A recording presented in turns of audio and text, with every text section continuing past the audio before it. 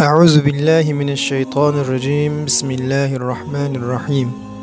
Allah azze ve celle Kur'an-ı Kerim'de şundak deydi.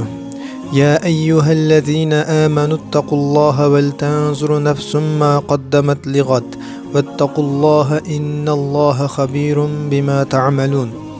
Ey müminler! Allah'tan korkunlar. Her adam ate, yani kıyamet günü üçün yaxşı emellerden nimelerini tayyorlaganligiga qarsun. Allah'tan korkunlar.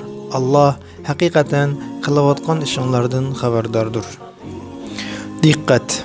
Ömrümüz tügevatıdı. Her kılgan işimizde, her baskan kademimizde, hatta bu videonun her sükunutuda bir nefes elişki gücümüz yetmeydiğen vakitka yıkılışavatımız.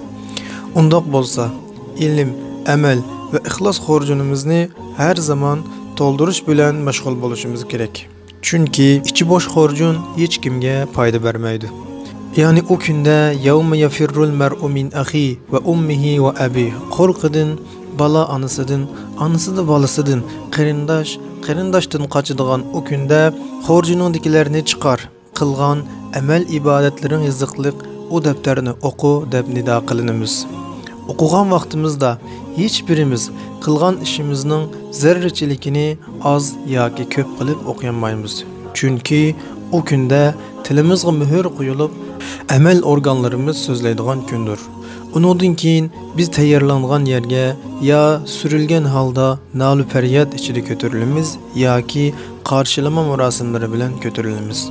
Undaq bo'lsa qarindoshlarim, o'zimizni vijdon elgikida bir tasqab baqali. Biz Allah'ın xalqan alemdumu yoki Allah razı olmagan haram işler bilen meşgul bulup günümüzni ötkezatamız. Qarindaşlarım, bu degenlerim bir nasihat emas. Hemmemiz iman keltirgen, boluduğan işler. Qarindaşlarım, bu sebeplik bu dersimizden aldığan savak günümüzün 24 saatinde hem asan hem samimi şekilde ilim, emel ve ihlas xorcunumuzni toldurup Allah'ın karşısına ak yüz bilen ketişimizni maksat kılgan. Yani İslam'ni kalbimizdilam emas, bütün organlarımızda yaşashni maksat kılgandır. Selamu aleykum ve rahmetullahi ve berekatuhu.